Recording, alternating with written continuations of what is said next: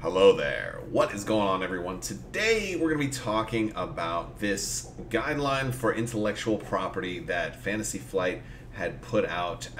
Then a lot of people are kind of worried, is this going to mean the end of a lot of different things? And a lot of you have also reached out to me asking me my take on this. If you're not familiar with it, I will put a link to this in the description below. But I'm going to kind of go over it. I'm going to give you my take on some of the big takeaways from this document, what this means. I don't think it's anything for you to go crazy over. I don't think it's like the sky is falling. I don't think the sky is falling at all. But I think there are some things that, are worth addressing, and I'm going to go through them. I'm going to talk about what I think this means and what it might mean for me, and some changes that I am going to make as a result of this. I also want to let you guys know there is a new round of the giveaway going right now. You can win a $25 Amazon gift card. All you have to do is be a subscriber and leave a comment on this or one of my videos. It's as simple as that. Make it a good comment too. Let me know what your takeaway is from this, or also let me know who is the best with a lightsaber. And it can be, you could say me also, because I have some lightsaber videos on there. Let me go ahead and I'm just going to start talking about this right now. Because this document, I believe the point of this document is just to kind of be a cover your butt kind of document. You kind of need to have something like this, because if someday somebody crosses a line and you need to go after them, there's this whole legal precedent of you needing to have a policy that was violated, and this is just like kind of building that foundation for them to have a leg to stand on if they do decide to send somebody a cease and desist, or if it does go to court or whatever. Having this sort of stuff in place, I believe, is just a good, a good practice, a good measure. And also something like this will help possibly stop a lot of problems before they even get to that point.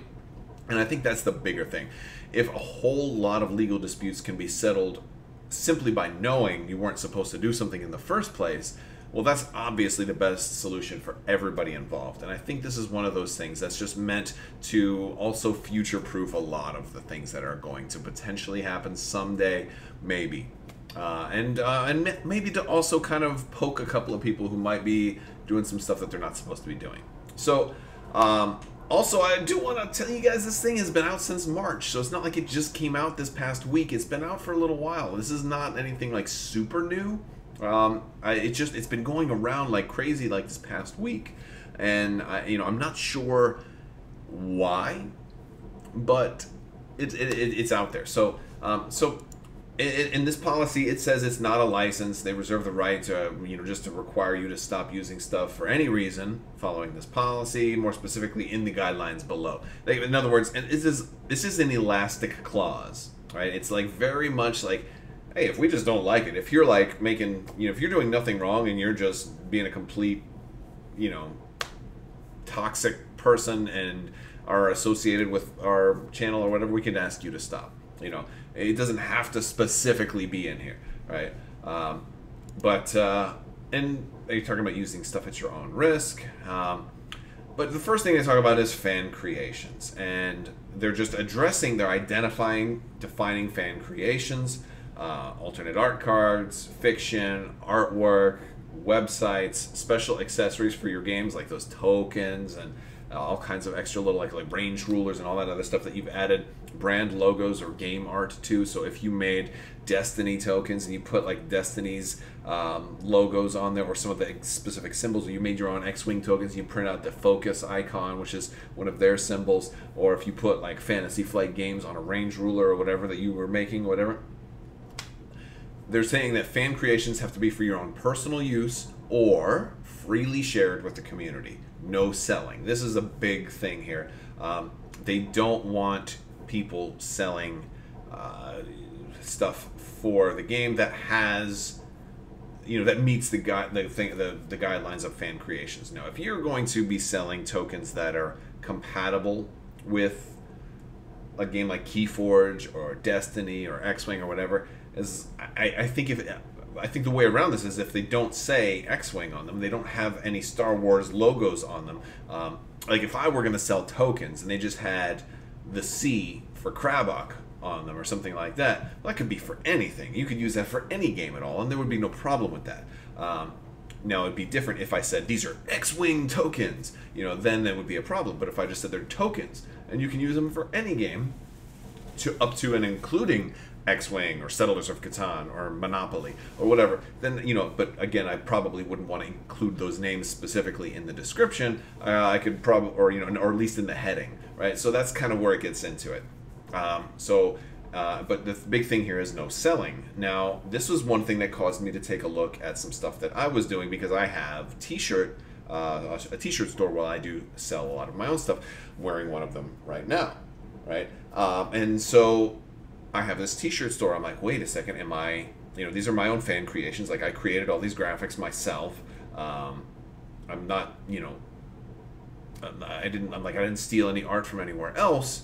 And so I think I'm not in violation of this. However, it's not like I make a lot of money off these shirts. You know, the company that prints them makes 95% of the money. I get like $2 every time somebody buys a shirt. So if I had to shut that down, it's not really a big deal. I mostly made them because I wanted to have shirts with like ships and stuff on them. Like, I wanted very specific stuff, and I don't own a printing press, so I wasn't able to create my own shirts. I don't have that skill set. So that's kind of where the whole shirt thing came in. And so this is one thing that does apply to me, and I haven't been emailed. Now, there have been times where Fantasy Flight has asked me to do something, and I have a good relationship with them, so I have absolutely no problem. So if I ever did get hey, we need you to take down your t-shirt store, I would have no problem doing that. It's not really something, I don't depend on that income. It's not really much income anyway. It's enough to buy me like maybe one dinner a month, or one lunch. No, one lunch, not a cheap dinner. I think I probably make like about $8 a month off of that. I don't sell that many shirts, right? But get them before they take it down. This is your chance. This is your last chance to buy them. I'm just kidding. But anyway, but the way where I get these images from, I actually take pictures of my own ships. So everything you see on any of my shirts are like, I've taken pictures of my own of the own product in my garage. So like, I'm not a lawyer. I don't know if that constitutes stealing intellectual property when it's something that I own. Like once I buy it and I have it in my hands, does Fantasy Flight still own that Star Destroyer? Like it gets really, really weird. So I'm not sure. I'm pretty sure if push came to shove, I would probably lose that argument. But for right now, I'm leaving the t-shirt shop up. If I'm asked to take it down, I don't have a problem with that. But I don't think I'm in. You know, I don't think that I'm, you know, over the line there, or I don't think I'm abusing or stealing anybody's intellectual property. I'm, you know, and I'm not really making any money off of it anyway, so it's, you know, that's the way it goes. But yeah, so that's one thing I had to kind of take a look at that. And it's a risk I'm willing to keep it open for right now until such time that I'm asked to not. And if so, if I do have to take it down, maybe I'll look at just making different types of shirts. So that's actually a really good idea for comments. You know, let me know if there's anything that you would like to see. I'll take a picture of my beautiful face and put it on a t-shirt. Nobody wants that. All right.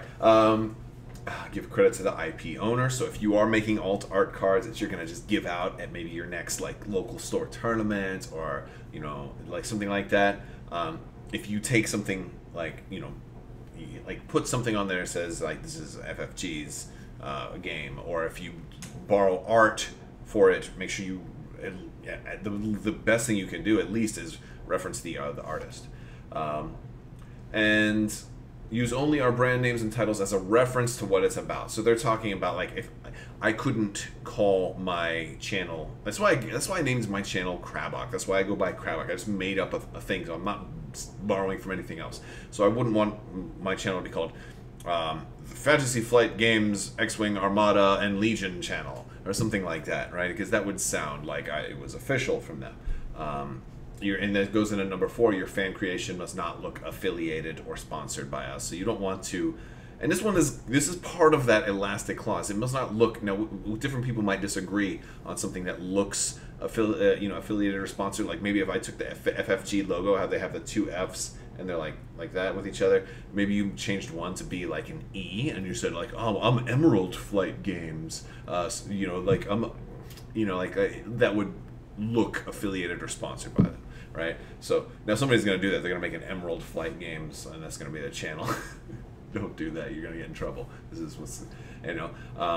Do not include substantial amounts of copied, including digitally copied game materials in your fan creation. So there's a couple of things. First thing, I've been talking a little bit about the Star Wars RPG. There's a really cool generator, character generator out there. And one of the cool things, I mean, it really helps speed up the process of creating a character, especially how many books there are. You don't have to pull out like 47 books, especially because I was making a Jedi and I was like, man, I've got so many Force powers, but they're all in different books, and you know, what do I want to use? So having a character generator was really, really helpful. But one of the things is, where all of the descriptions of all the powers and all this stuff, it tells you what book to go to and what page, which is actually very, very useful. But it doesn't have all of that text copied in there, because then you wouldn't even need to buy the books, right? So that makes sense, because if you copy too much, then all of a sudden you eliminate the need for the actual product. So it's great, and I think the intent here is for fan creations or anything that you're, a project that is being worked on, for it to be a supplement and something to enhance the game while not replacing the game. And that's where we're getting into or I think the big thing here is for the online versions of the games. And they name a couple of games. Tabletop Simulator, huge. There's a huge amount of people playing on Tabletop Simulator. Vassal, a lot of people play Armada and X-Wing and games like that on Vassal. Lackey LCG, Fantasy Grounds. I'm not gonna lie, I don't know what Lackey LCG and Fantasy Grounds are, but I imagine they're for like Destiny, and I think Crucible also has stuff for Keyforge. But there's a lot of people playing stuff like that online, and I think that could potentially be a little bit of an issue. Like, I know when Destiny was coming out, a lot of people were playing in Tabletop Simulator, and they were doing that for Keyforge too. And on one hand, it was a really good thing for Fantasy Flight, and so I don't know if they have approached these people, or if any of these companies have gotten a cease and desist, because those websites help get the community hyped up and help give content creators something to talk about. And they're like, oh look, and people you can just sit in front of your computer and like pull it up, almost like you're streaming, but you can stream tabletop games very, very easily, because you don't have to set up this overhead camera. It's all on your screen, so you can just capture it and import it right away. It can be very, very easy to set up stuff. Those things offer a great resource. And I think, especially with Destiny and Keyforge, it got people playing those games before they could. It allows a lot of people to be able to play test stuff before it's out, and that's a great way to kind of keep hype going. But at the same time, Fantasy Flight does have Fantasy Flight Interactive now, and so maybe they're going to think about starting to expand on that a little bit. I've long kind of, for a long time I was hoping that they would do Destiny in a digital format, but there's no way that would work if they have it all over Tabletop Simulator, and if they have it all over all these other free things. Because I mean, that's the thing with Tabletop Simulator. At a certain point, once the game is out already, if people are still playing on Tabletop Simulator, that's a problem for FFG. They're like, hey, our sales are way down, but we have more people playing. Oh, because they can play on Tabletop Simulator for free. And that, I can see that being a problem. Now, this one doesn't really affect me, because I don't like playing on Vassal or Tabletop Simulator or any of that stuff. For the most part, I don't like playing tabletop games on a digital media. I think the only exception for that is Carcassonne. I don't know if you're familiar with a board game called Carcassonne, but it's a tile laying game, and you got lots and lots and lots of tiles. And I love playing that one on my phone. So if I'm in the bathroom for like an extended amount of time, I'm probably playing Carcassonne on my phone, and I'm not coming out until I finish this game, because I don't know. That one I just love. I've never even played it physically, but generally I don't like playing tabletop games on a digital format, because I used to play video. I mean, why not just play a video game, right? Like, I don't understand a lot of that, and I think I guess I do. So not everybody has the ability to, like, hey, I fortunately live in Orlando, and there's people that I can get games with of Armada with. I just have limited time, having a bunch of kids and a full-time job and other responsibilities, I don't get to game as much as I would like to. But I can understand some folks, or maybe there's nobody anywhere near them that plays, and so that's one of the only ways they can actually get games in. And so I think it's like a delicate balance for FFG to walk here, because nothing replaces the aesthetics of having these gorgeous miniatures on a tabletop for me. No video game's ever going to do that. They're two completely different experiences, and that's why I'm even in tabletop, is because the beautiful miniatures and having this tangible game on my tabletop and actual people to talk to and joke with and laugh with and cheer and cry and, you know, and talk about other things and be like, hey, did you see XYZ this past weekend, you know, and having that whole social experience. Nothing can replace that. And that's one reason I really don't play on Tabletop Simulator, because I would just rather go to my local game store and play there. But not everybody's circumstances are different, you know. So I think Tabletop Simulator and all of these digital game platforms have the capacity to do a world of service for people that's their only option. But at the same time, I can see how it would be a problem for Fantasy Flight. Honestly, what I would suggest, if they have a problem with this, before they try to shut these down, release your own version.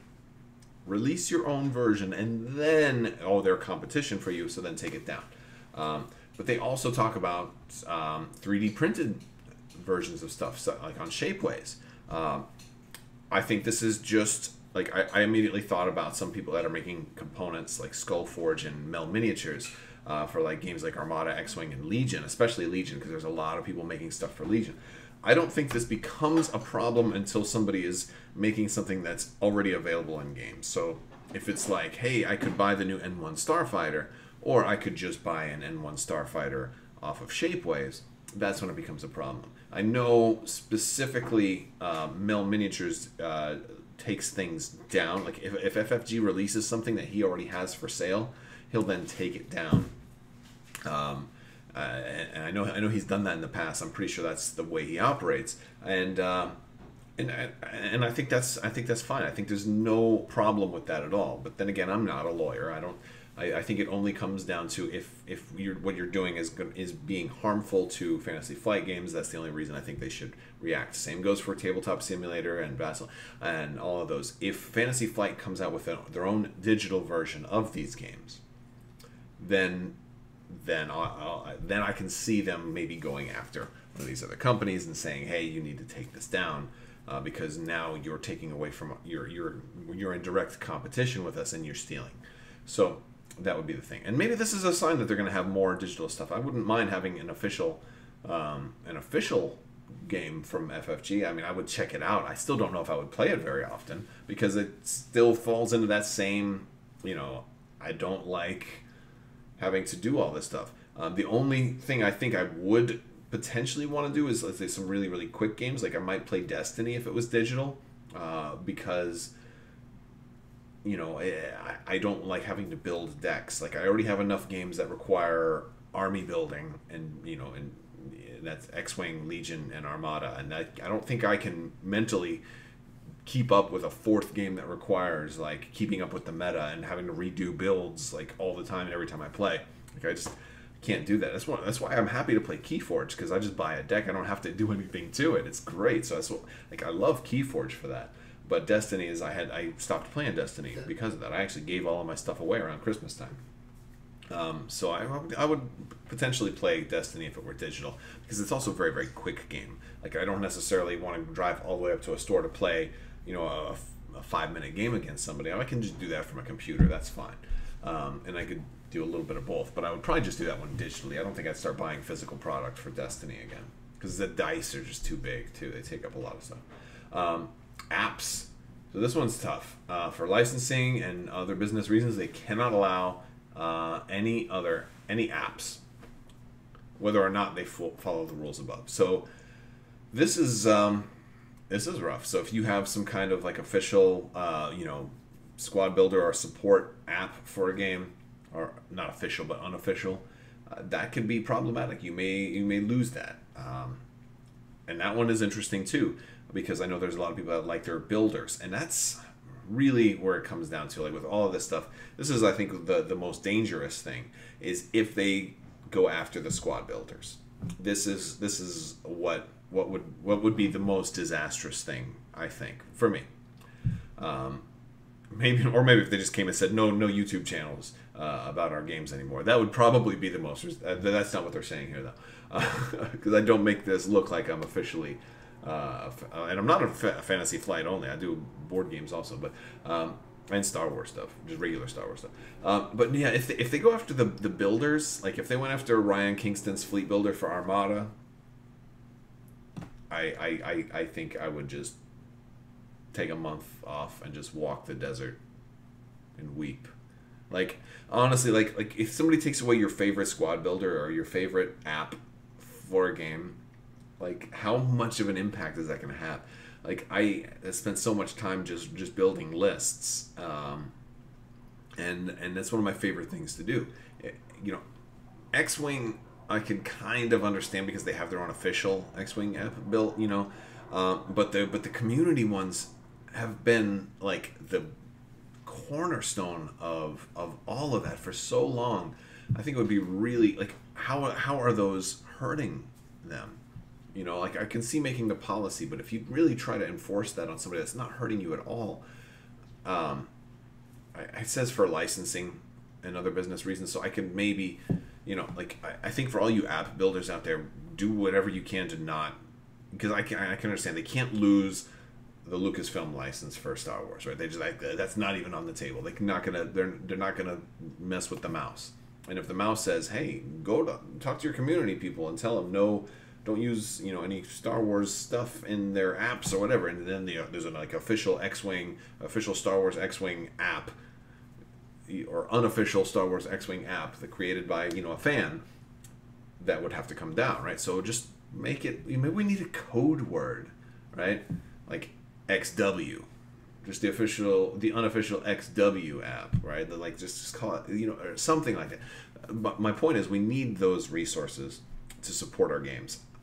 Personally, I would not be able to play these games very much anymore if I didn't have an app builder. I can't. There's some of these games have too much stuff. I mean, X-Wing has so much stuff. Could you imagine every time you were going to do an X-Wing build, you had to pull out all your cards and then just be like, all right, which cards do I want to do? Like that works for a game that's new that has like only like a handful of cards. But I can't do that anymore. Like not when it's been out for years and years and years. Armada doesn't have as much as X-Wing, but still there's a lot of stuff, and it becomes really tricky to try to build a list without any type of app or any kind of squad builder. So I just if they end up going after all the squad builders, I'm gonna have a really hard time, and that would be rough. I really hope they don't do that, because they're not doing any harm. All they're doing is helping. Like honestly, they make me buy more stuff because I'm looking at it and I'm like, hey, I could build this list with 5 Architans. I could build a 6 Architans list. I need to go get another Architans. I can build it out, see how it looks, and I've got points to fit. I can come up with the perfect build. Now let me go buy it. Like those are amazing.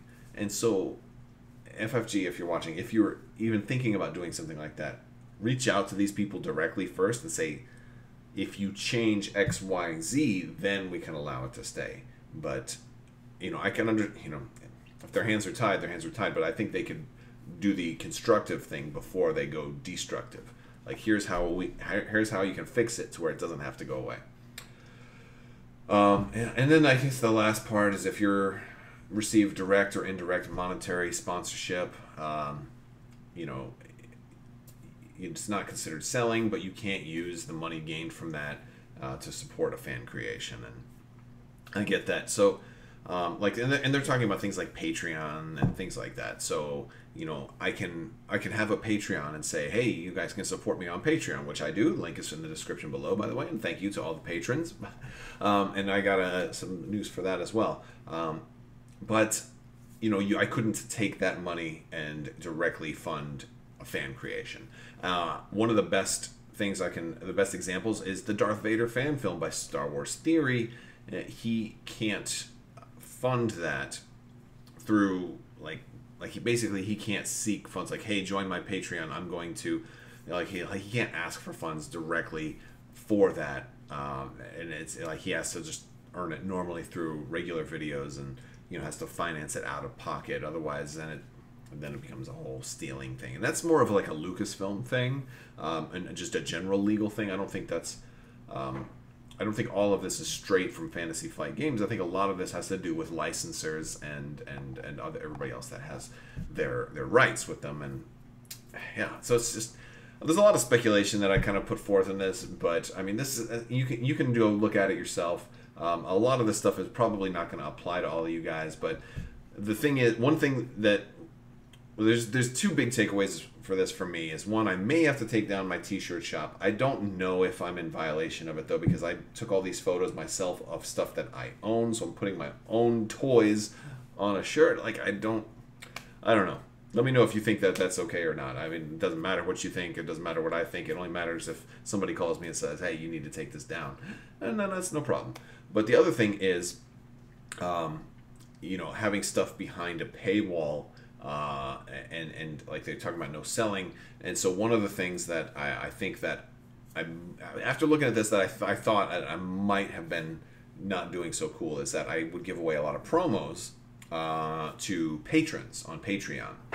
And while I didn't see anything wrong with that, I feel like that might be in violation of some of the stuff that's going on here. So what I'm going to do is I'm going to change the way that I give out promos, because I would generally give out promos to patrons, and maybe that wasn't fair, because like from a certain point of view, it's like, granted I'm not directly selling them, but I have them behind a paywall, so it's still kind of seen as selling, and it's not something that I've created, and it definitely has FFG logos and their official stuff on it, so I can see how that might be a problem. So what I'm going to do is I'm going to give promos out to everybody, including Patreon, but also to you guys. And sometimes I'll give promos out in Discord. And so I'm just going to give promos out all over the place. I'm not going to limit it to a paywall. So, yeah, so be on the lookout for promo giveaways, because I will be giving away promos for all kinds of games. I got a pretty good stack that I've been sitting on for a while. So I got some X-Wing promos, I got Armada promos, I've got Legion promos, I've got a lot of promos. So I'll be giving those away randomly, and you'll just have to stay tuned. So that will be a thing that goes on as well. And I'll still do the gift card giveaways as well. So I'm going to be just doing a lot of stuff. And I think that's the way I can kind of make that right. So you don't have to be a patron to get promos, but I will also include Patreon as a way to do that. But I mean, everybody can get promos. So that's kind of what I'm gonna do, and we'll see. And if I have to change things up anymore, then so be it. But I feel like this is a good change, because everybody gets more stuff, and that's the way it's gonna go. So all right, guys, that's all I've got for you today. I want to thank you all so much for watching. If you like this video, go ahead and give it a thumbs up. Don't forget to enter to win the $25 Amazon gift card. You got to be a subscriber and leave a comment. Let me know something good down in the comments below. I want to thank you all again, and have a great day.